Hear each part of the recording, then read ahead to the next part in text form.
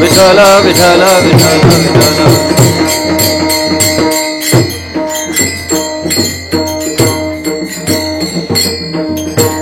क्षणोक्षणाची करावा विचार, क्षणोक्षणाची करावा विचार, तरावया पार भव सिंधू. नाशिवंत देह जाणार सकळ, आयुष्य खातो काळ सावधान. संत समागमे धरुणी आवडी, करावी तातडी परमार्थाची. नाशिवंत देह जाणार सकळ, आयुष्य खातो काळ सावधान. तुका म्हणे इह लोकीच्या व्यवहारे, तुका म्हणे इह लोकीच्या व्यवहारे. नये डोळे धुरे भरुणी राहो, नाशिवंत देह जाणार सकळ. आयुष्य खातो काळ सावधान. पांडुरंगा करू प्रथम नमन, पांडुरंगा करू प्रथम नमन. दुसरे चरण संतांची या,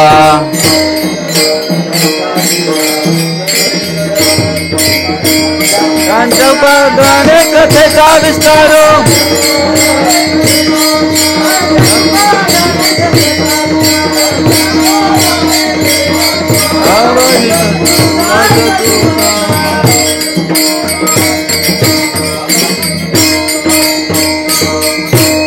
वसुदेव सुतं देवं कंस चाणूरमर्दनम्. देवकी परमानन्दं कृष्णं वन्दे जगद्गुरु. महायोगपीठे तटे भीमरथ्या, वरं पुण्डरीकाय दान्तु मुनिद्रे. समागत्य तिष्ठं तमानन्दकन्दं परब्रह्मलिङ्गं. भजे पाण्डुरङ्गं. मूकं करोति वाचालं पङ्गुं लङ्घयति गिरिं. यत्कृपातमं वन्दे श्रीगुरुदिनतारिणम्. विठ्ठल विठ्ठल. समोर या, समोर.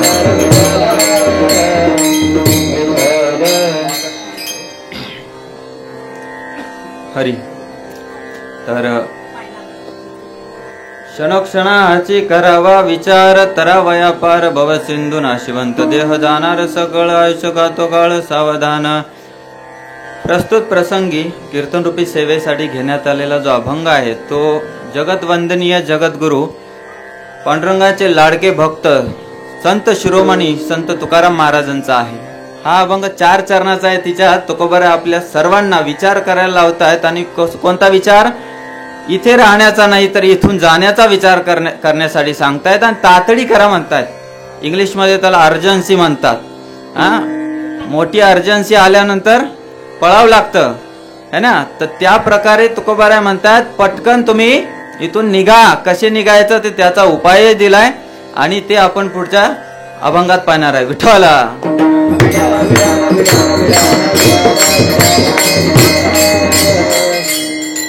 तर कीर्तनाला सुरुवात करण्या अगोदर छोटासा परिहार द्यायचा. तो म्हणजे आज प्रथम पुण्य स्मरण आहे. कैलासवासी शकुंतला रामचंद्र राऊत माताजी. तर मला हे सौभाग्य प्राप्त झालंय. तर थोडक्यात आज त्यांचं प्रथम पुण्यस्मरण आहे. त्याच्यात सर्वात मोठं सौभाग्य माझंच आहे की सेवा मला मिळाली. तसा वयाने मी सर्वात लहान आहे. ते वयाने लहान, अनुभवाने लहान. आणि तसं तुमचे आशीर्वाद भेटल्याशिवाय मी काय बोलणार आहे की नाही. तर वक्ता तोच असतो जो नम्रतेचा आधार घेऊन बोलायची सुरुवात करतो. तर तुमच्या आशीर्वादाने, संतांच्या आशीर्वादाने मी काहीतरी बोलण्याचा प्रयत्न करेल. आपण या पंढरी क्षेत्राचाच आहे. तर रंग हा हरिनामानेच येतो. तर आपण तेच करूयात. जास्तीत जास्त भगवंताचं गुणगान करून जे काही भगवंताच्या चरणी अर्पण करू त्याने जे पुण्य प्राप्त होईल ते सर्व मिळून शेवटी ते पुष्पांजलीच्या वेळी त्यांना अर्पण करण्यात येणार आहे. विठ्ठला.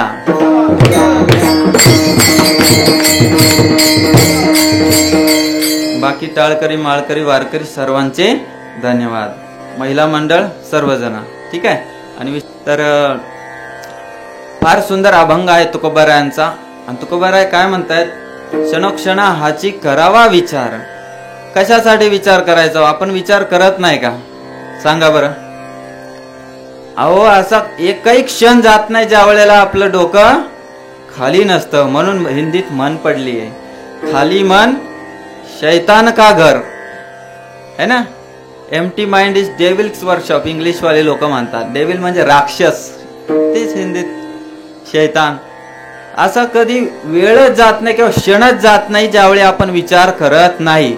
पण जो पाहिजे तो विचार करत नाही, म्हणून तुकोबारायांना एवढं लिहून ठेवावं लागलं. विठ्ठला.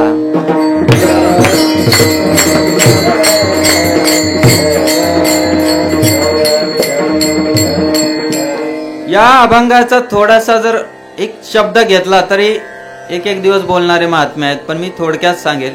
याच्यात मला जे म्हणजे अनुभवास आलं, आतापर्यंत 2-3 कीर्तने या अभंगावर झालेत माझे, पुण्यस्मरणाचेच होते.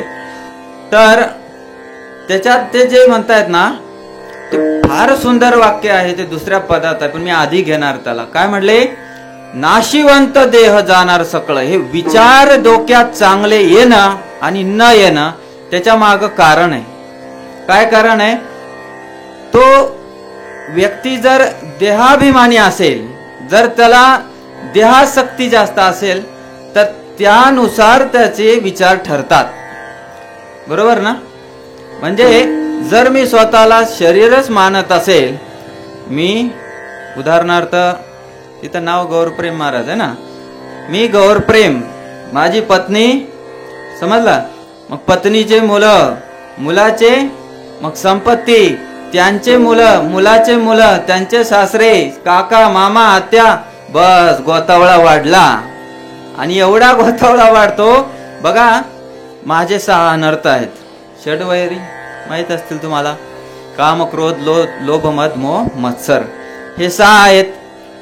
जर मी विचार करत बसलो तर आणखी माझा गोतावळा वाढत गेल्यावर 6 12, 2 झाले. करा गणित करा. वाय, अरे 2 लेकराचे 6 परत 12, 12 2 24. मग त्यांचे पण वाढले ना. मग काका, मामा विचारले का? आत्या, सगळ्यांनाच विसरलो आपण. त्यांचे पण असतात. बघा तुम्ही, लोक फार पीडित आहेत. कालच मी बातमी वाचली, 14,000 केसेस आहेत पत्नी पीडित नवऱ्यांच्या. 14,000 केसेस. म्हणजे एकदा त्या आल्यात तर हे कशाचा परिणाम आहे? पीडित असणं, अनर्थांचा. ज्याचा काहीही अर्थ नाही तो अनर्थ. विठ्ठल.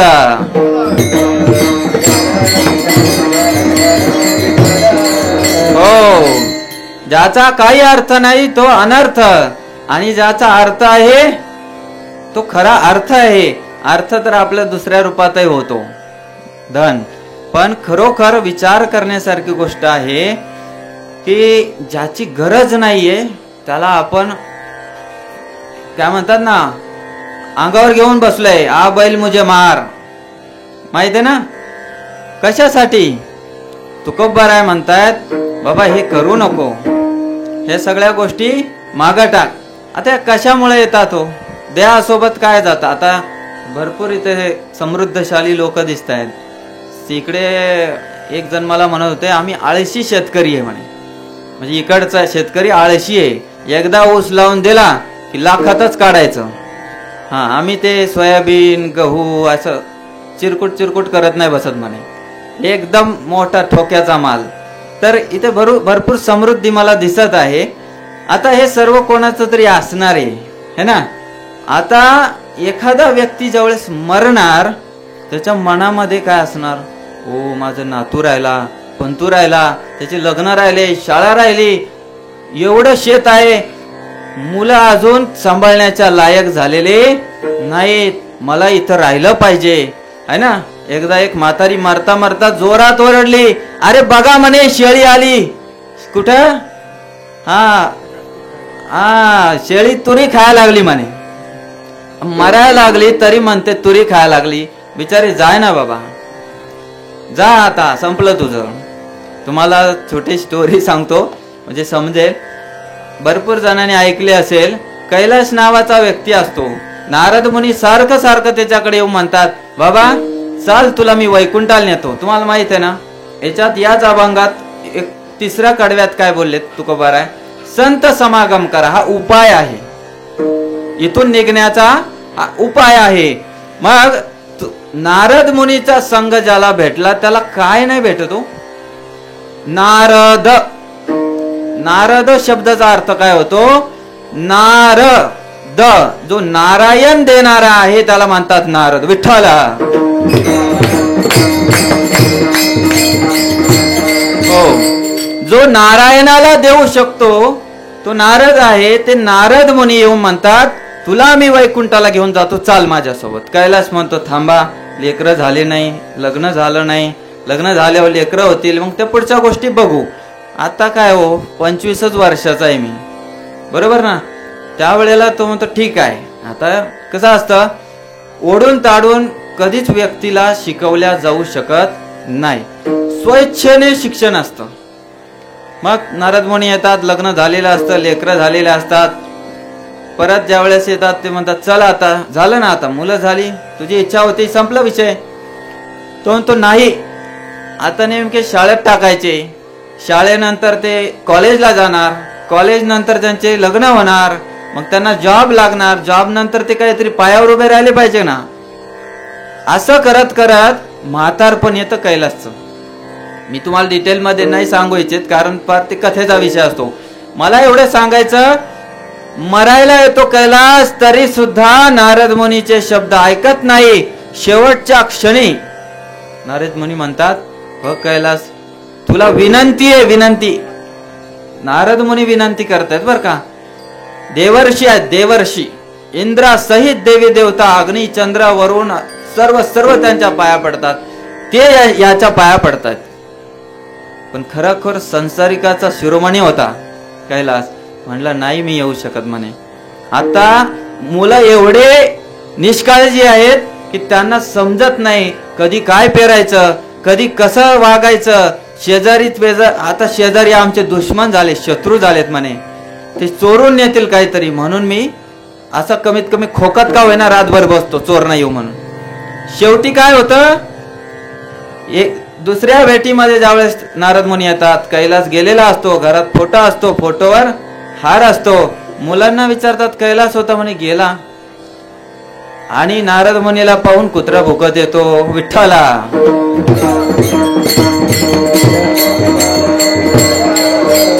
हो, कुत्रा भुकत येतो आणि भाव भाव भाव करत म्हणतो नारद मुनी मीच तो कैलास, तुमचा पत्ता चुकतोय, आतमध्ये नाही आता बाहेर आहे स्थान. आता मी स्वतंत्र झालो. कशासाठी? फक्त हवा खायला. बाहेर गेला तरी आता कुत्रा झालाय तरी सुद्धा बिचारा जात नाहीये. नारद मुनी म्हणतात चल रे बाबा, आता आता काय राहिलं तुझं? कुत्रा झाला, कुत्रा. एखाद्याला म्हणावर आहे, ए कुत्र्या, राग किती येतो? घोडा गधा ते म्हणलं चालतंय, पण कुत्र्या म्हणायचं नाही, म्हणजे तेवढं नीच योनी मानले जाते. शास्त्रात हे म्हटलंय कुत्र्याला स्पर्श केला तर आंघोळ करावी, कुत्र्याने पाहिलेल्या अन्नाला फेकून द्यावं, म्हणजे इतकं कुत्र्याची निंदा केलेली आहे. शास्त्र चुकीचं नाहीये, पण त्याला दारातच स्थान असतं. अशा स्थितीत कैलास गेला तरी म्हणतो नारद मुनी नेक्स्ट टाइम, पुढच्या वेळी येतो म्हणे. मग नारद मुनीचा नाईलाज झाला, काय करणार. देव आणि संत हे दोघं असे आहेत, ते तुम्ही त्यांच्याकडे जात नाही ना तोपर्यंत ते काय देत नाहीत. विठ्ठला.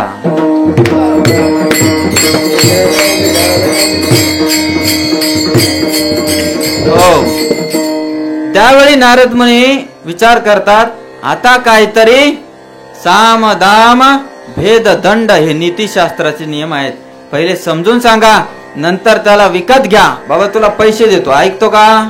नाही, मग त्याला दूर करून टाका. कळालं? सोडून द्या त्या व्यक्तीला. जर ऐकलं नाही तर मग दंड द्या. मग इकडे ऐका. विठ्ठला.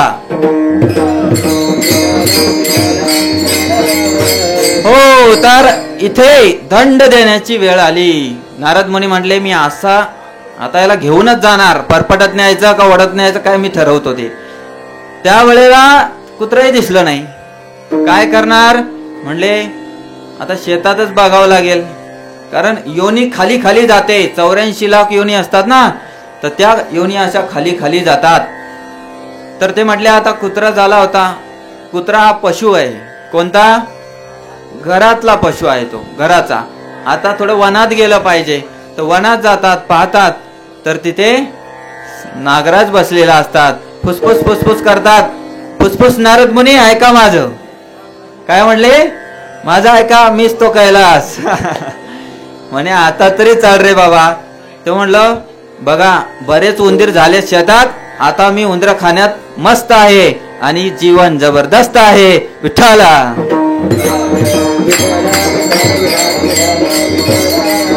हो, तर नारद मुनी नाईलाजाने म्हटले आता तुला दंड द्यावाच लागतो. ते लगेच म्हणाले, त्यांची मुलं होते, आता नातू वगैरे झाले होते, लहान नातू वगैरे बाहेर खेळतात म्हणून मुलांना आवाज दिला. अरे म्हणे साप आहे शेतात, या म्हणे, या लवकर या, काठ्या घेऊन या. आणि जशा काठ्या घेऊन आला हे फुसफुस, अरे मी तुझा बाप आहे, फुसफुस बाप, ऐक माझं. पण नाही ऐकलं त्याने.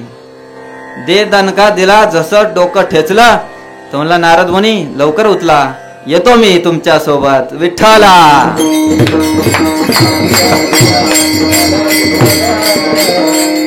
तर हे कोणाचं उदाहरण आहे? संसारिकाचं आहे. उदाहरण संसारिकाचं आहे. ज्यावेळी व्यक्ती पूर्णपणे देहामध्ये आसक्त असतो तो घर सोडत नाही. पण तुम्हाला माहित आहे काळ कोणाची वाट पाहत नाही. वेळ आली की निघावं लागतं, बरोबर का नाही? तर विषय काय आहे? आपल्याला जे काही जीवन प्राप्त होतंय ना ते आपल्या प्रारब्धाचे खेळ असतात. काही काही लोक दुःखी असतात, बिचारे म्हणतात काय करावं, एवढं दुःख आहे देवा. असं वाटतंय की सर्व 7.5 शनिदेव माझ्या दारातच बसलेत काय. पण विचार करा, एका माणसाला दुःख आहे का हो? एकाच माणसाला दुःख आहे की या जगातल्या? मी त्या वाक्याला असं बोलतो, या जगातला एकही असा व्यक्ती नाही ज्याला दुःख नाही. एकमेव व्यक्ती सोडून, ते म्हणजे साक्षात भगवंत. ते पण व्यक्तीच आहे ना, व्यक्तीच आहे ना ते. हा, पण विशेष व्यक्ती आहेत. विठ्ठला.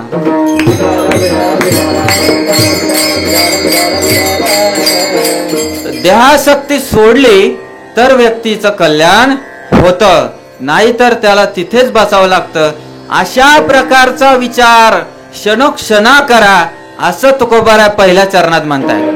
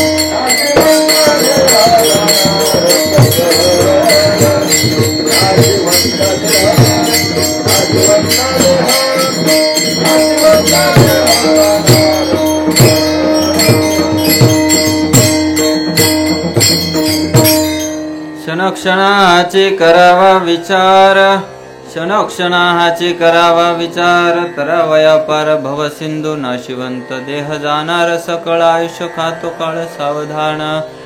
क्षणोक्षणाची करावा विचार. विचार करण्याचे 2 पद्धती आहेत, एक सकारात्मक विचार, नकारात्मक विचार. आता एवढं सांगूनही तुम्हाला सांगतो, कधी मला सवय आहे, मी डायरेक्ट उदाहरणच देतो. आता काल परवा एक अमावस्या झाली, माहिती आहे तुम्हाला? वर्षातली सर्वात फेमस अमावस्या आहे ती. फार फेमस गतहारी अमावस्या. बाकी नाव नका घेऊ. तर ती अमावस्या आहे ना, तर त्या दिवशी मी इथे गेलो होतो प्रिंटिंग करायला एका ठिकाणी. मला तो माझ्या वयाचाच होता, मित्रवत होता. तो म्हटला, महाराज, ती त्यांची चर्चा चालली होती, ती गटारी करू लागलं. म्हटलं गटार वगैरे गावात बांधला असेल यांच्या माहिती नाही, मला तर माहीतच नाही. मला व्हिडिओ काढायचा होता. माझी पत्नी म्हणली आवाज विशेष होता आज बोलायला. मी थोडं बोलायला कडक आहे. मग काय झालं, तो म्हणला, महाराज काय करावं, सुटतच नाही हो, सुटतच नाही. इच्छाच होती माझी, असं वाटतं आठवड्यात 4 दिवस ते अभक्ष्य भक्षण करावं. कळलं? मी म्हटलं जर असा विचार असला तर देव सुद्धा तुझी मदत करणार नाही. असं म्हणायला पाहिजे, महाराज सोडायची इच्छा आहे, काहीतरी मार्गदर्शन करा. तुम्हाला सांगू, मग जे वाक्य बोललो ना, संत आणि भगवंत, तुम्ही इच्छा प्रकट केल्याशिवाय ते तुमच्या जीवनात हस्तक्षेप करत नाही.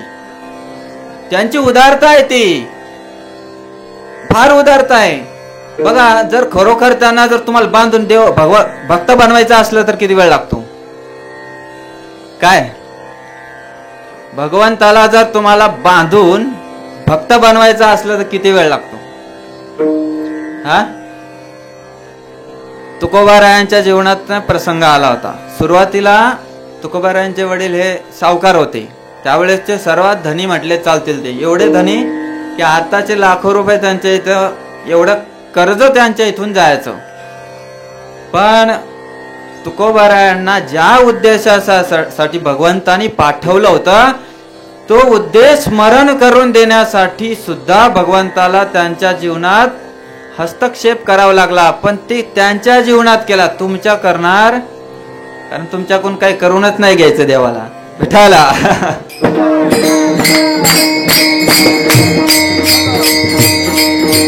हो, विषय काय, आपण कमी नाहीये, आपली न्यूनता नाहीये, पण तुकोबाराय विशेष आहेत हे मला सांगायचं होतं. त्यांच्याकडून काहीतरी करून घ्यायचं होतं. जर खरोखर ते गृहस्थ आश्रमातच राहिले असते, त्यांच्या 2 पत्न्या झाल्या, माहिती ना, पहिली दम्याने गेली आणि दुसरी बोलून राहिली. कळालं ना? ती गेली नाही, राहिली. आणि लेकरं, भाऊ गेला, भावाची बायको गेली, आई वडील गेले. ज्या वेळा घरातून व्यक्ती निघून जातात ना, तुम्हाला खरं सांगतो, आज जी परिस्थिती कलियुगाची आहे ना, माणूस असताना त्याची किंमत नसती, आणि गेल्यावर मग पार नदी एवढं अश्रू ढाळतात. काय फायदा आहे? जर असताना किंमत नाही तुम्हाला, तर गेल्यावर काय उपयोग आहे? हे आज फार गरज आहे हो. फार मोठं परमार्थिक बनून काय मिळणार आहे? जर खरो मी महाराज आहे, मी घरी चांगला वागणार नाही आणि मी तुम्हाला येऊन पार इथे मोठ्या मोठ्या गप्पा मारेल, काय उपयोग आहे का? सांगा बरं. मी तुम्हाला म्हणतो हे खाऊ नका, ते खाऊ नका, ते खाऊ नका, आणि मस्त तिकडं महाराजाला कोण बघतंय का कोणी? आजकाल आहे तसं. काय करणार? आणि ते स्वतः म्हणतात काय करणार महाराज, सुटतच नाही. सेम त्या संसारिकासारखीच बात, म्हणजे गोष्ट महाराज लोक बोलायला लागल्यावर मग तुम्ही कोणत्या प्रकारचे पारमार्थिक आहात? बरोबर का नाही?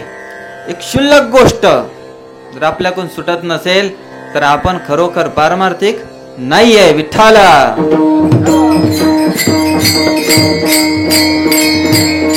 हो, तर हा विचार केला पाहिजे की कशा प्रकारे या गोष्टीतून मी बाहेर पडू. सकारात्मक विचार फार आवश्यक आहे. बघा, जीवनात कष्ट वेदना असा कोणी सुटला नाहीये. फार त्रास आहे या जगात, आणि या त्रासाला जो आनंद बनवून चालेल तेच खरं जीवन आहे. कोणी म्हणेल ना देवाने कृपा करावी, मी पूर्णपणे आनंद घन व्हायला पाहिजे. आनंद घन एकच आहे, विठोबा. कळलं का? दुसरं नाही आहे, आपल्याला शरीर चुकीचं भेटलंय हो. आपल्यासोबत मोठा छळ झालाय, छळ, फार मोठी फसवणूक झाली आहे, पण आपल्याला ते कळत नाही.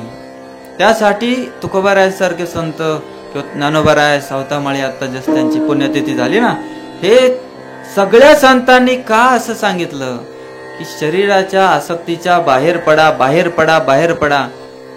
आपल्यासोबत ब्रह्माजीने फार मोठी फसवणूक केलेली आहे. तुम्हाला ते ज्ञानोबारायांचं ते ऐकलं असेल गवळण, कान्होबा कान्होबा, ऐकलं ना तुम्ही? फार सुंदर गातात आपले महाराज मंडळी. कान्होबा तुझी गोंगडी चांगली, आम्हा का दिली वांगुली रे. कळालं का? आम्हा का दिली वांगुली. वांगुली शब्द गावठी एकदम भारी आहे. तर भगवंताची जी घोंगडी आहे, जे शरीर आहे, ते सच्चिदानंद आहे, है ना. षडगुण गोंडे, त्याला फार सुंदर आहे ते. आता गात नाही मी, मला महाराजांना छान येईल, पण तिच्यात ते म्हणतात षडगुण गोंडे म्हणजे षड ऐश्वर्य भगवंताचे. मग नंतर आपल्याला म्हणतात षडवैरी जोडून दिले आम्हाला, आपले आता जे सांगितले काम, क्रोध, लोभ, मद, मोह, मत्सर. तर विषय काय? ते भांडण आहे, प्रेमाचं भांडण आहे देवाशी, की तू चांगली घोंगडी घेतली आणि आम्हाला कशी दिली? वांगुली दिली. भगवंताचं शरीर सच्चिदानंद आहे, आनंद घन आहे, शाश्वत आहे.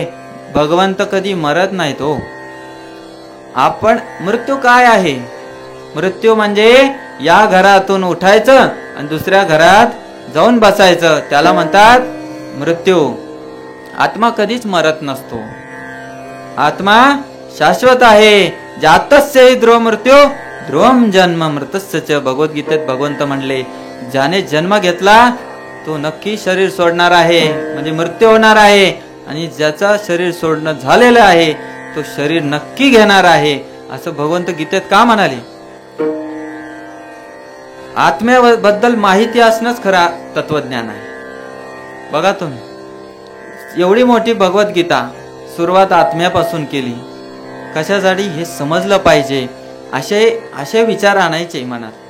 देह नश्वर आहे, आत्मा शाश्वत आहे. मी कोण आहे हे जर समजलं तर त्याचं कल्याण आहे. विठ्ठला.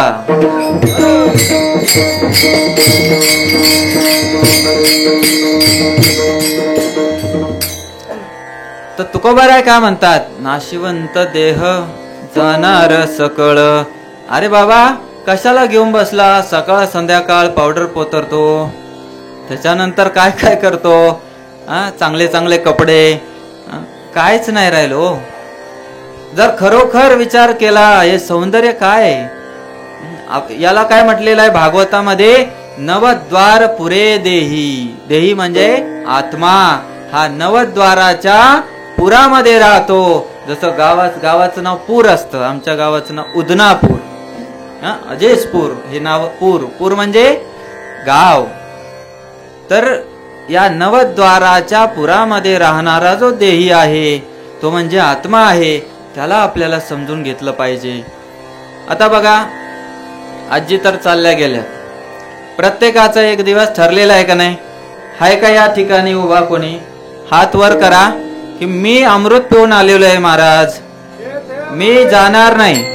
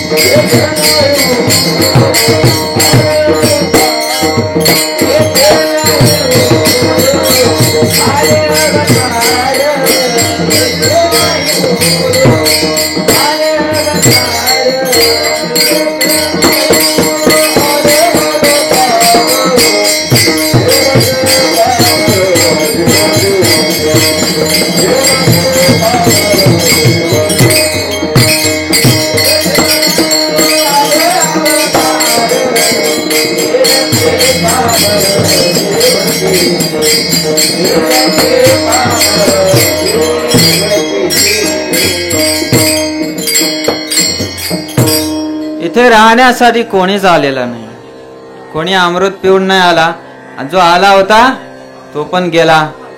कोण हो? इकडे बघा, इकडे लक्ष द्या. जो अमृत पिऊन आला होता तोही गेला. कोण? आपला सोयरा आहे हो. विसरले काय? रावण. विसरले राव. विठाला.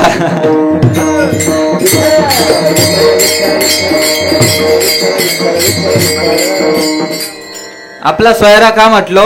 तुम्ही वैकुंठवासी आहे का नाही? आता होणार आहे, पण पहिले वैकुंठातूनच आलेले है ना. तुकोबारा म्हणता आम्ही वैकुंठवासी आलो याचं कारण, तुम्ही पण तसेच आलेले आहे. फक्त आता थोडा आपण विसरलोय, आता हळूहळू सुरुवात केली. आपण पहिल्या वर्गात गेलोय, दुसऱ्या तिसऱ्या जाणार आहे, ते PhD करून गेलेले आहेत. तर रावण जो होता तो भगवंताचा पार्षद होता, लीलेसाठी आला म्हणून सोयरा म्हणलो. वाईट मानून घेऊ नका. विषय काय आहे? अमृत पिऊन कोणी आलेलं नाही. मरणार आहे हो आपण, पण मरण काय फार मोठी गोष्ट नाहीये. जसा रेलगाडी चालते, ट्रेन गेलो ना आपण, चालता चालता चालता ज्याचं स्टेशन येतं ते उतरतो. पहिले बोगी भरलेली असते, शेवटच्या स्टेशन पर्यंत खाली होते का नाही? आपण म्हणतो का हो काका, अहो तुमच्याशी किती नातं जुडलं हो, लाडू दिले, करंजा दिल्या खायला, जिलेबी दिली, किती प्रेमळ बोलले तुम्ही, थांबा ना माझ्यासोबत. ते थांबणार आहे का? नाही थांबणार. तसा प्रत्येकाचं आहे. तसा आजीचे वेळ आली ते गेल्या, आपली पण वेळ येणार आहे, हा विचार आपल्या मनात असला पाहिजे. बरोबर ना? हा विचार मनात असला तरच आपलं काहीतरी घोडागाडी पुढे पळणार आहे. एकदा नाथरायणना एक माणूस म्हणला, काय म्हणला?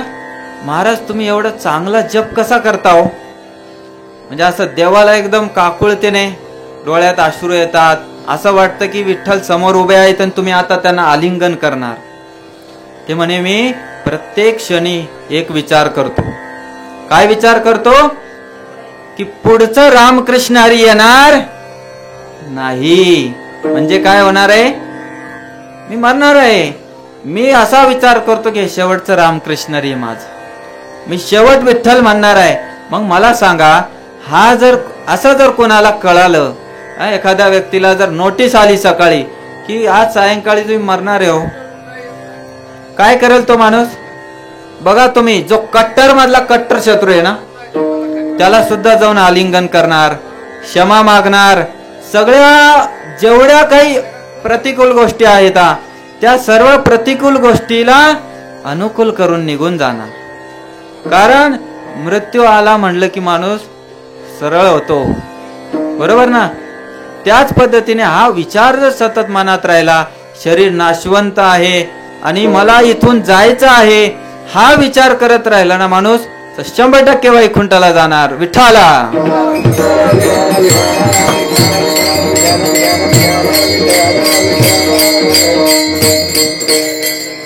हेच तर तुकोबारा दुसऱ्या चरणात सांगतायत. आयुष्य खातो काळ सावधान, भागवतात म्हटलं आयुर्हरती वैपुंचा, उद्दन्न स्तन्न यन्नसो. सूर्योदय होतो, सूर्यास्त होतो, काय आहे? हॅपी बर्थडे नाही. सूर्यास्त सूर्योदय आपला असं एक घड्याळ आहे, ते सांगते किती वर्ष राहणार होतो?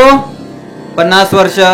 आता तुमचे 39 वर्ष 6 महिने राहिले, पुन्हा कमी झाले. तर असं सांगतं ते. पण आपल्याला वाटत आहे सनराईज किती छान आहे, लोक शूटिंग करतात ना, सनसेट बघायला जातात, त्याच्या वेळी विचार आला पाहिजे की असाच माझा सूर्यास्त होणार आहे. विठ्ठला.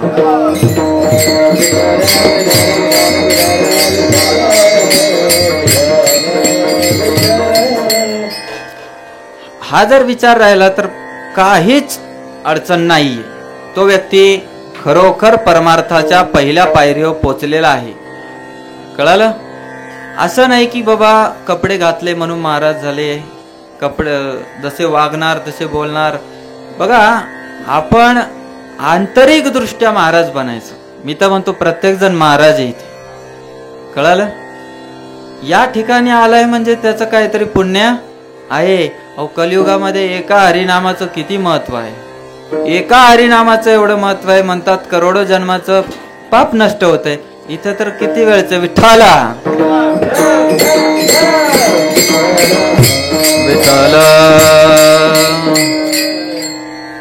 तर एक एक हरिनामाचं एवढं महत्व आहे. तुम्ही बरेच जण घेताय, फक्त आपल्याला थोडं कधी कधी विसरतो आपण. मी पण विसरतो.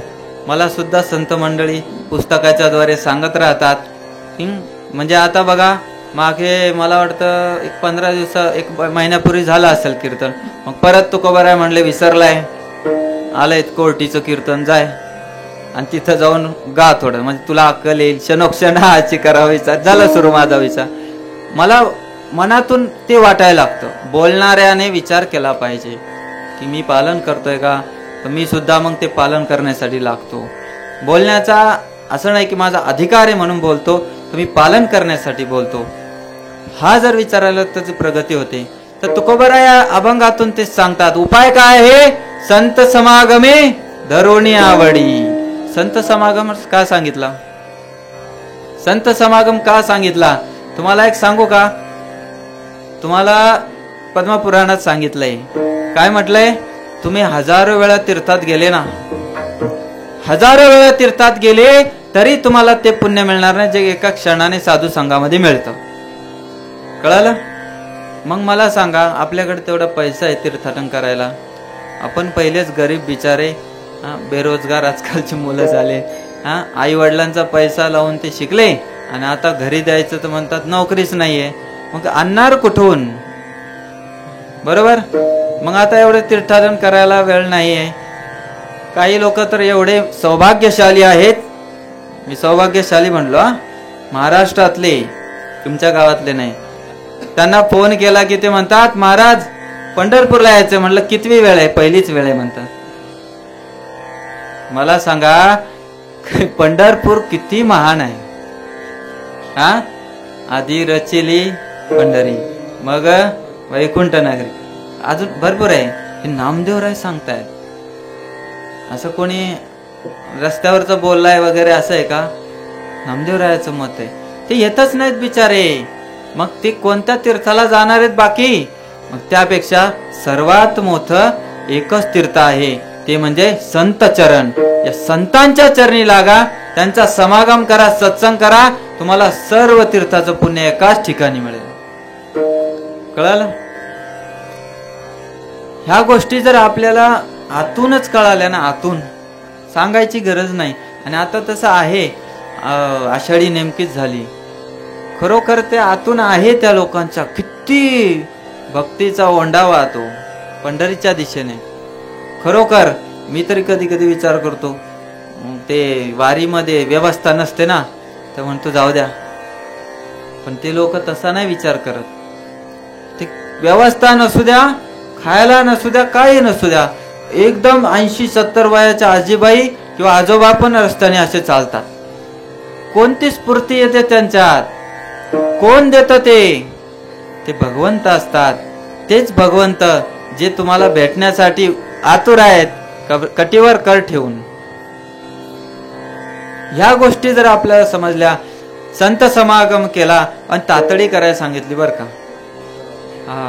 तातडी करायला सांगितली, कारण इमर्जन्सी फार आवश्यक आहे. बघा, मी एक भागवतात छोटा श्लोक सांगतो. त्याच्यात सुत गोस्वामी काय म्हणतात, प्रायेण अल्पायुष्य, हा सुरुवातीचा श्लोक. एकदम सुरुवातीला तुम्ही वाचला असेल, ऐकला पण असेल. जे लोक मोबाईलवर रील बघत नाहीत त्या लोकांना हे ऐकायला आलं असेल. रील बघता का तुम्ही. रील असं वर जायचं म्हणतो आपण, काय म्हणतो आपण, बोटाने. चला तेवढं तरी इंस्टाग्राम वाल्यांनी केलं, चला वैकुंठाला. अहो चुकीचं बोलतोय का. आजोबाचंही बोट हलते असं असं 2-3 रील खालीवरी करतो, पण करतच बिचार. करते का नाही. माझ्या रील व्हायरल होतात म्हणून मी म्हणतोय. मग माझ्यासारखेच तुम्ही पाहू शकता, तर मग बाकीचं तर भरपूर मोठे मोठे आहेत. विठ्ठला.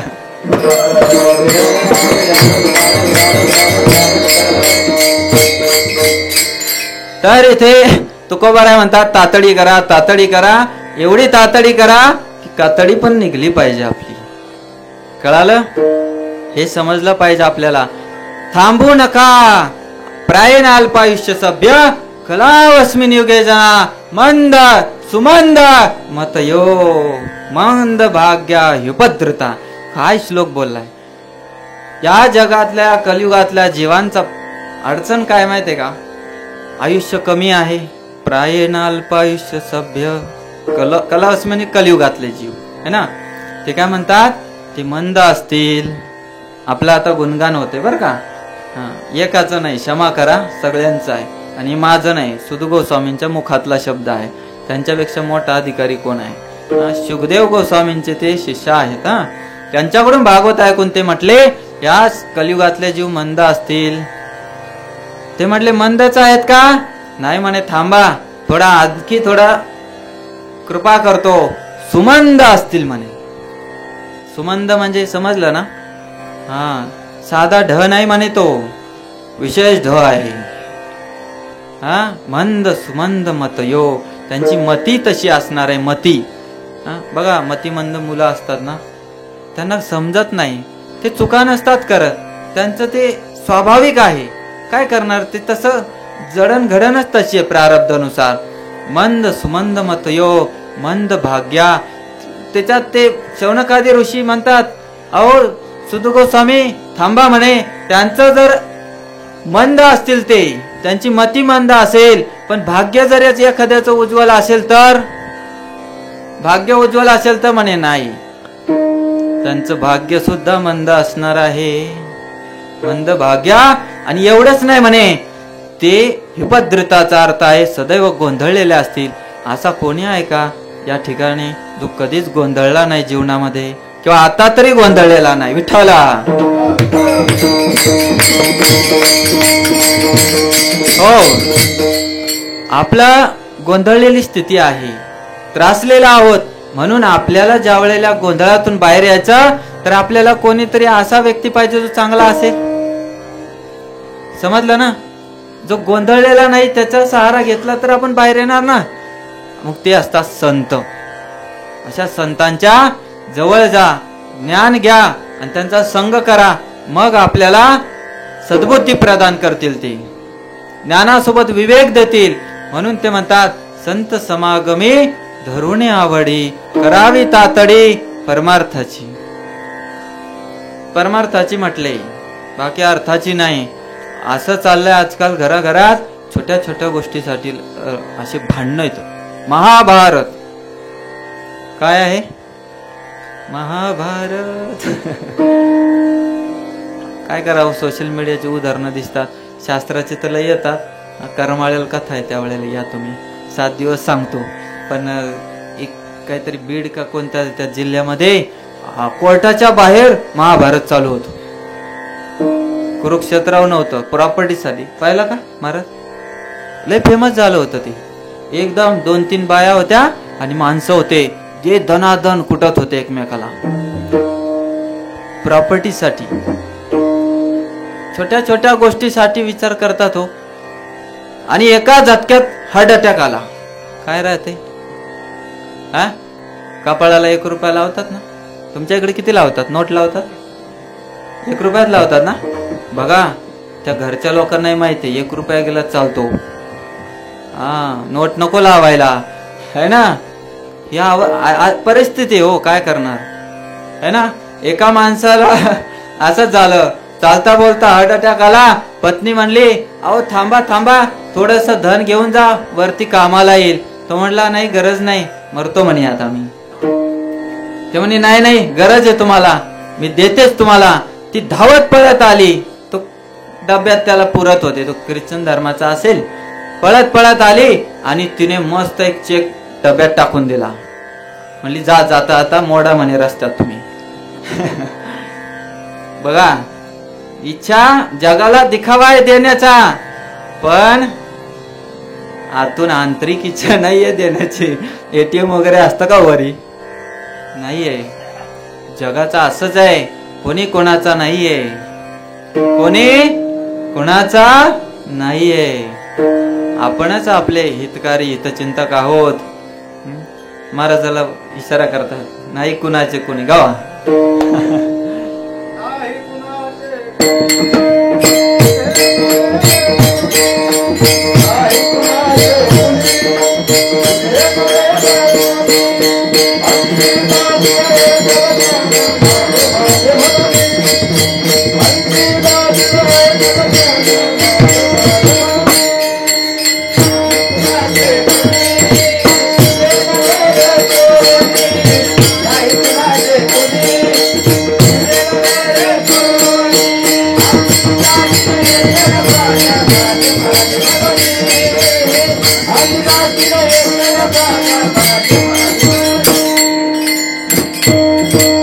नाही कोणाचे कोणी. मग काय करायचं? चालू करायचं आता आपला स्वभाव दाखवणं. असं आहे का? नाही. राहताना चांगला वागायचं. कारण आपलं जातंय काय सोबत? काय जातंय सोबत? केले कर्म त्याची भोगा आले. म्हणून चांगलं वागायचं.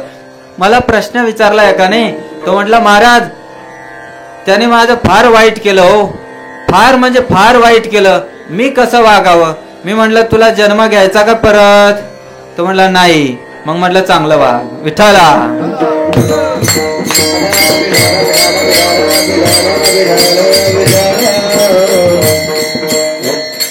आपण चांगलं वागायचं. आणि काय राहतो? फार सुंदर लिहिले बघा तिथे. तुका म्हणे का मरण्याची सरे, उत्तम चिवरे कीर्ती मागे. मरावे परी कीर्तिरूपी उरावे. असं काहीतरी करून मरावं. ते मरण खरोखर अमृतमय आहे. काय नाही, त्याचं काहीच वाईट वाटत नाही. आणि तर काय काय ते विशेष करून लक्षात घ्या. घरच्या ते एकाने मला काल प्रश्न विचारला, म्हणे पितृदोष काय आहे महाराज? फार त्रास आहे. घरात लग्न ठरणं, बहिणीचं नाही, माझं नाही, घराची प्रगती होत नाही, पैसा आला तो निघून जातोय आणि फार त्रास होते म्हणे. आई वडील सगळे आजारी पडलेत. असा भयंकर पितृदोष झालाय म्हणे. हे कशामुळे होतं माहितीये का? आपल्याला दोन मार्ग आहेत, एक गरीबाचा आणि एक श्रीमंताचा. त्याला म्हटलं कोणता पाहिजे? तो पहिलेच मी त्याला असं लिहिलं, एक कर्मकांडाचा मार्ग आहे, एक भागवत धर्माचा आहे. त्याला वाटलं महाराज म्हणतात का 1.5 लाखाची भागवत कथाच ठेवू. तो म्हटला महाराज मी गरीब आहे. म्हटलं मी तुला मार्ग विचारलाय वरी मेसेजवर. मी म्हटलं गरीबाचा मार्ग आहे माझ्याकडे, फार सोपा आहे. भागवत मार्ग कसा, किती सोपा आहे? देवाचं नाव घ्या, 4 नियम पालन करा. कोणते?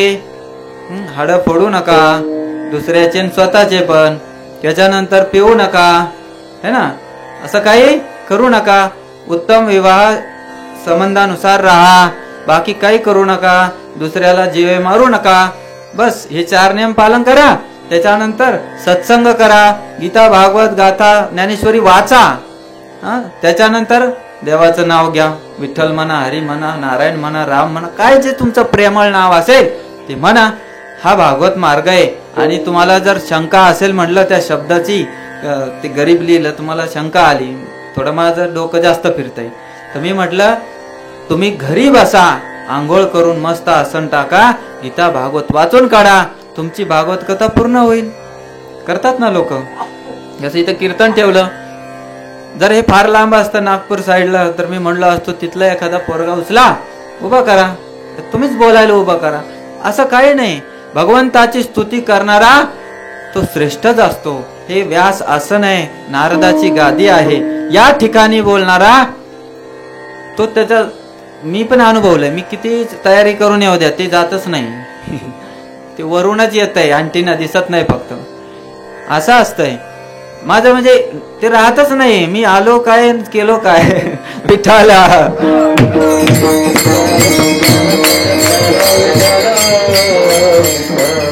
तर हा फार सोपा उपाय आहे. हे समाप्तीच्या सांगतेच्याकडे कीर्तन चाललंय. मला परमिशन मिळाली आहे थोडं लांबवायची. ठीक आहे, चालतंय. देवाचं जिथं कीर्तन असतं तिथे वेळेला बंधन नसतं. प्रेमाने विठोबा रखुमाई भजन करा. विठोबा रखुमाई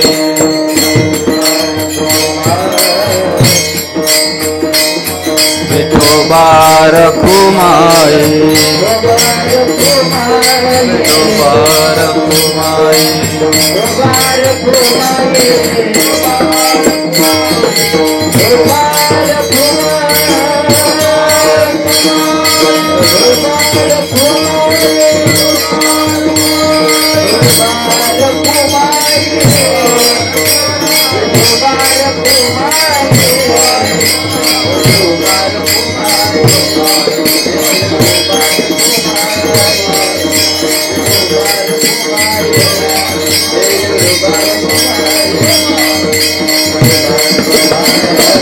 बोला बोला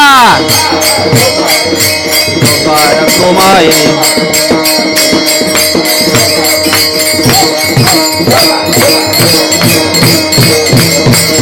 बोला पुंडलिक वरदारी विठ्ठल श्री ज्ञानदेव पंढरीनाथ भगवान की माऊली ज्ञानेश्वर महाराज की जगद्गुरु तुकाराम महाराज की बोला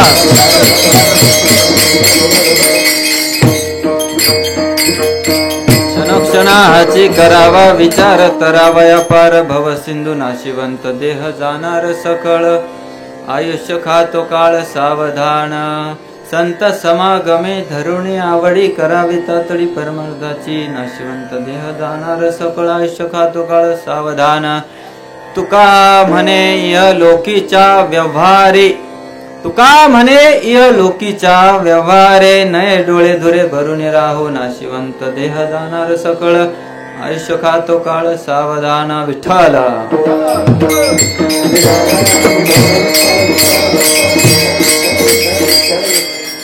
तुकाराम महाराज इथे सांगत आहेत नये डोळे धुरे भरून राहो अज्ञानाचं काजळ काढ रे बाबा डोळ्यात धूर गेलाय तुझ्या आता किती घालणार हे अज्ञानाचा आहे अज्ञान बघा एवढं सांगितलंय तुकोबारायाने क्षणोक्षणा विचार करा संत समागम करा तातडी करा नाशिवंत देह आहे ज्या देहाला तू मी करत आहे ते सुद्धा तुझं नाही आहे आयुष्य खातो काळाला फिक्स आहे ना ते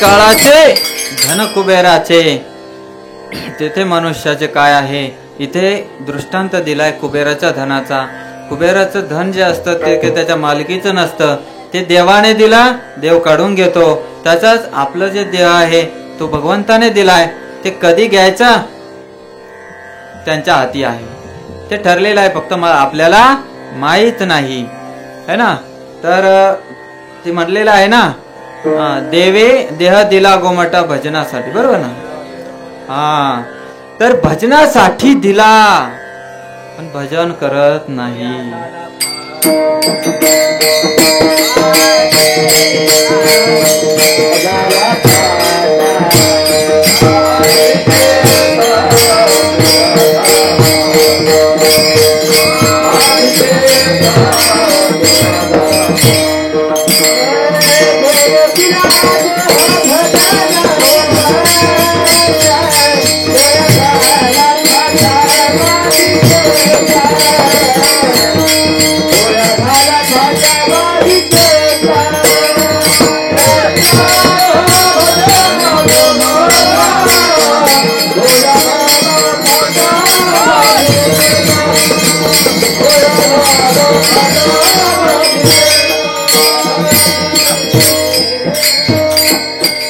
भगवंताने भजनासाठी देह दिला पण विसरलो, म्हणून हे सारखं सारखं संत मंडळी आपल्याला शास्त्राद्वारे सांगत असतात, साहित्याद्वारे सांगतात.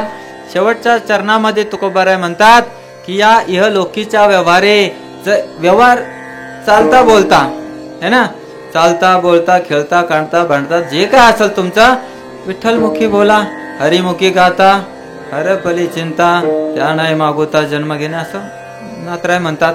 तर विषय एवढाच आहे, फार अवघड नाही हो. फार तुम्हाला सांगतो, शेवटचं घेतो आता 1-2 मिनिट. शास्त्रामध्ये पुराणात कथा येते, नारद मुनी ब्रह्माजीकडे जातात आणि म्हणतात की कलियुगातल्या लोकांची फार वाईट अवस्था आहे हो. पहिले तर 1,00,000 वर्ष जगणारे लोक आता 100 वर्षावर आले आणि 100 वर्षातून ते 60 वर्षावर 60 वर्षाचे मध्ये गायब होतात. काय करायचं?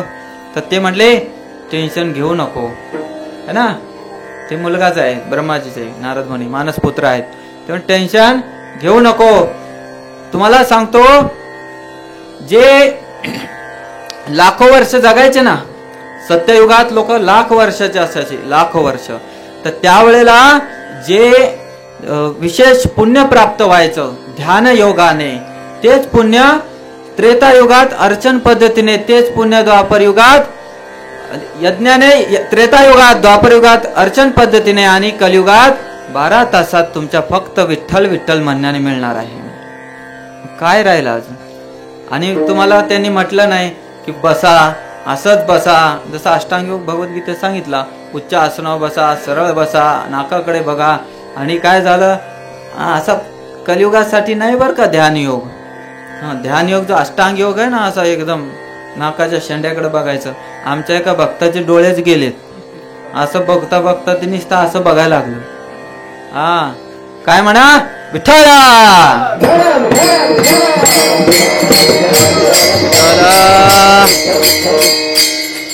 विठ्ठल असं म्हणलं ना, तुमच्या हृदयाचे रोगही बरे होतील. अजून काय पाहिजे?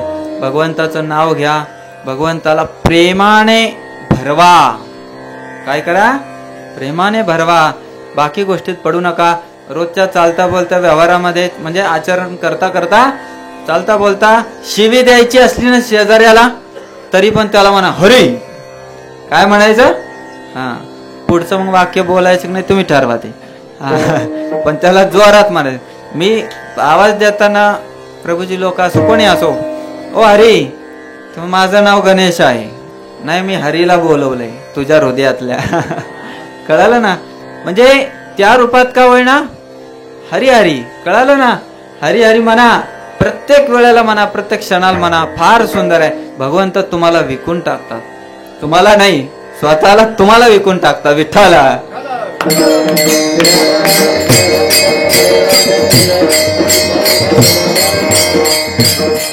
तर शेवटी तुकोबाराय इथे सांगत आहेत, प्रत्येकाला हात जोडून विनंती करतायत तुकोबाराय की बाबा थोडस बघा. जसं आजी आपल्यातून गेल्यात ना, शरीराने गेल्यात, आठवणीने सदैव जिवंत आहेत. तसं आपल्यालाही शरीराने जायचं आहे, आठवणीने मात्र उरायचं आहे. म्हणून तिथं म्हटलं ना, उत्तमची उरे कीर्ती मागे.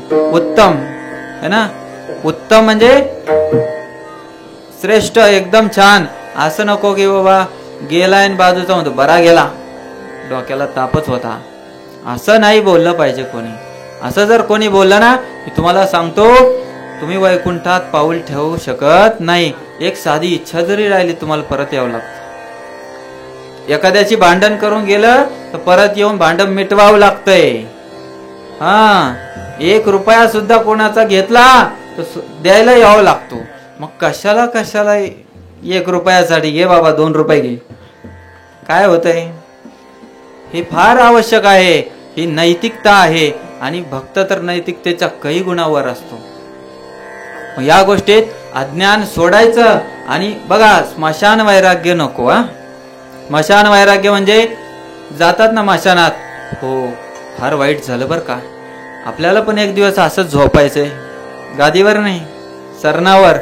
आणि खरोखर काही गरज नाही, आता मी सोडून देणार सगळं, प्यायचं फोडायचं सगळं. आणि मग लगेच काय होतं, संध्याकाळीच आहे का तयारी आहे का, आज तू भर मी भरतो उद्या. काय याला स्मशान वैराग्य म्हणतात. दुसरं मरकट वैराग्य असतं, ते माकड म्हणते एकादशी करतो, ते ऐकलं असेल तुम्ही कीर्तनात. करता करता ते म्हणते शक्ती नाही उरली तर चावायची, तोंडात घालून ठेवतो, फळ खाऊन घेतो, ते संपलं वैराग्य.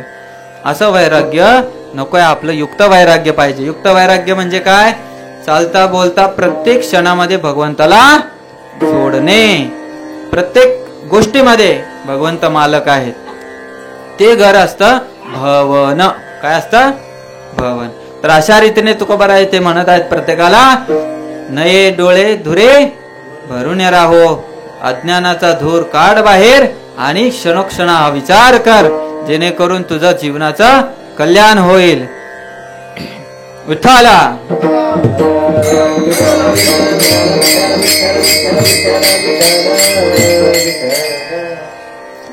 तर इथे शेवटचे 2-3 मिनिट मी तुम्हाला विनंती करतो. मी इस्कॉनमध्ये जे फॉलो करतो ती गोष्ट तुम्ही पण अनुभवली असतील. आमचे इथे एक प्रभू जे आहेत ते ते सगळेजण करतात. बघा ना, कोणता संप्रदाय वेगळा आहे ना काही आहे, फक्त त्याच्यामध्ये काय आहे, पद्धती वेगळ्या आहेत. माझे कपडे आता मी असे घातले, ते फक्त कॉलर नाही घालत, मी कॉलर घालतो उदाहरणार्थ, पण त्याच्यात जे सांगितलं उत्तम ते पालन करतात. तर रोज तुम्ही तुमच्याकडे गीता, भागवत, रामायण, गाथा, ज्ञानेश्वरी जे असेल ते असू द्या, ते वाचा. नुसता असू देऊ नका, ते वाचा. रोज 5 मिनिट वाचा, देवाचं नाव घ्या आणि विशेष हृदयातून म्हणतो. मी तरी मानतो इथे सर्वजण असे नसतील की जे बिलकुल खातच नाहीत. तर खात असाल तर सोडा. तर अभक्ष भक्षण करू नका आणि चांगल्या रीतीने एक मनुष्य बनल्यावर नाही आपल्याला वैकुंठ भेटलं तरी चालेल, स्वर्गात तर जाऊ, ठीक आहे ना, आपल्याला नरकात नाही जायचं. तर या गोष्टी फार आवश्यक आहेत. तर श्राद्धाचं कीर्तन, पुण्यस्मरणाचं, थोडक्यात जे व्यक्ती गेलेला असतं ना त्या व्यक्तीला आपण पुण्य अर्पण करायचं असतं. आता आपण त्यांना धन देऊ शकतो का? नाही देऊ शकत.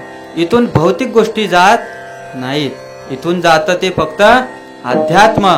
तुमचं पुण्य जे आहे ते जाईल ना. आणि विशेष सुकृत म्हणतात त्याला, आध्यात्मिक पुण्यांना सुकृत म्हणतात. आणि बाकीचे पुण्य असतं ते स्वर्गात नेणारं, जिथे भोग वगैरे मिळतात, आनंदी आनंद आहे का नाही. पण आपल्याला सुकृत पाहिजेत. तर हे सुकृत अध्यात्मात मिळतात.